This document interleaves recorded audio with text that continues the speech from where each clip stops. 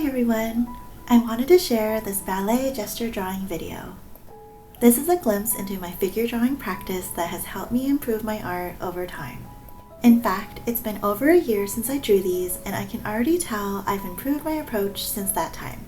This time-lapse is actually from my Patreon and enough time has passed that I wanted to share it more widely here with more refreshed narration. If you are interested in more of my process and insights, you can definitely check out my Patreon page. So, I used to go to in-person figure drawing class a lot and I really fell in love with the practice. But ever since the pandemic, it's been helpful to take screenshots of figures and draw in the comfort of home.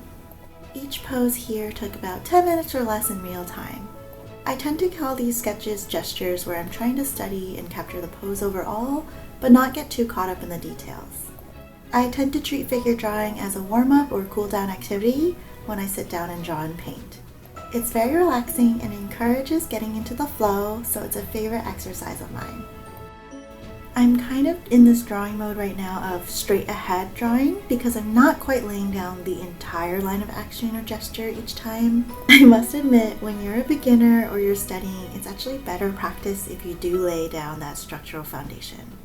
I tend to get excited and want to focus on details, but the gesture line of actions are important as a blueprint for the entire figure. Let me know if you would like a video where I really think out loud and slow down and do the whole workflow from the line of action to basic shapes and structure and then finally anatomy.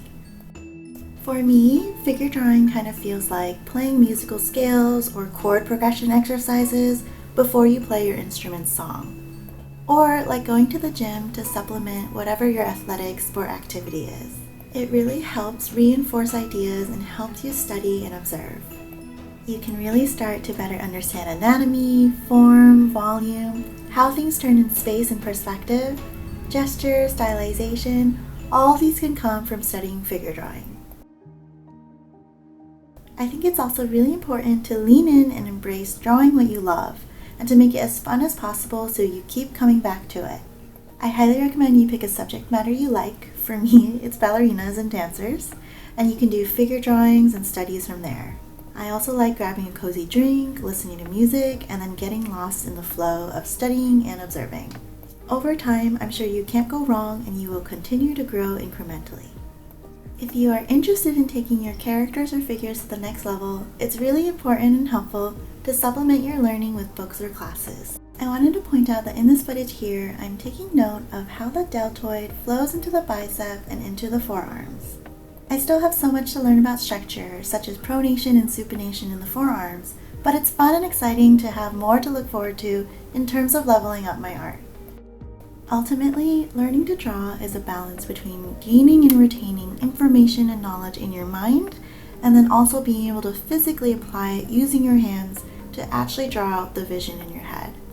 It's really an amazing magic trick if you think about it, to be able to convey the ideas in your head and bring them to life visually. And it's great to be aware of what you'd like to say and share and express with your drawing capabilities. In that sense, figure drawing is a great exercise to help you hone those skills so you can better express your ideas. Building your skills in an art foundation and craft, it's kind of like being able to develop an extensive vocabulary that adds nuance and personality to how you communicate. With a stronger foundation, you're better equipped to choose how to creatively express yourself. For me, when I see a dancer, there's something so poetic about the different twists and turns and the way they move. And if I can develop stronger drawing skills, I can better convey the subtle tilt in her head or the strong balance in her legs, the way the distant arm moves back into space, all the aspects that makes a pose so dynamic and compelling. Nuance is something that I'm always trying to chase, and it's really fun and rewarding to pursue it. Thank you for listening to me wax poetic about how much I love gesture drawing. I hope this video was helpful and might inspire you to start incorporating some gesture drawing into your own routine. Thanks for watching and see you next time.